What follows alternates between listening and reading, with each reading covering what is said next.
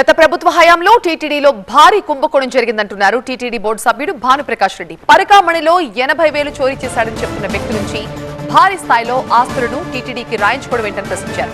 దీని వెనుక పెద్ద కుంభకోణమే ఉంది అంటున్నారు.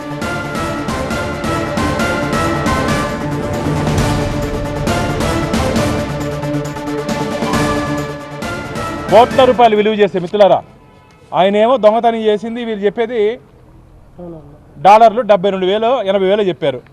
ఈడ 14 ఫ్లాట్లు, ఇది 10 కోట్లు, దాదాపు 10 కోట్లు విలువ చేసే ఫ్లాట్లు మన వెనకాల ఉన్నాయి.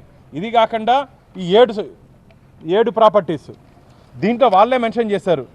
To several crores of rupees war gifted అంట, కోట్లాది రూపాయలు.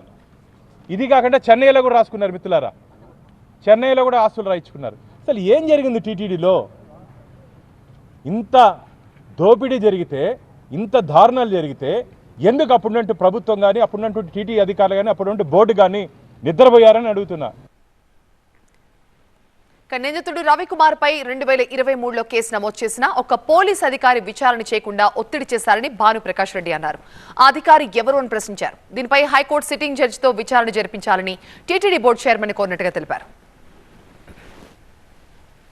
టీటీడీ చైర్మన్ గారికి, ఈవో గారికి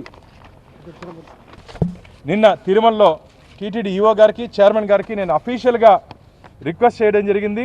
ఇన్పార్షియల్ ఎంక్వైరీ, ఒక ఎంక్వైరీ కమిషన్ వేయాలి అని. మిత్రులారా, ఒక ఎంక్వైరీ కమిషన్ ద్వారా దీంట్లో పూర్తి స్థాయిలో విచారణ జరిపించి దీని వెనకాల నుండి వ్యక్తులు, శక్తులు, పాత్రదారులు, సూత్రధారులు, వాటాదారులు, ముఖ్యంగా వాటాదారులు, ఎవరెవరికి ఎంతెంత వాటా పోయింది, ఎవరెవరికి ఎన్నెన్ని కోట్లు పోయిందో పూర్తి స్థాయిలో నిష్పక్షపాతంగా ఒక హైకోర్టు సిట్టింగ్ జడ్జి ఇంకా ఒక ప్రత్యేక బృందంతో విచారణ జరిపించాలి.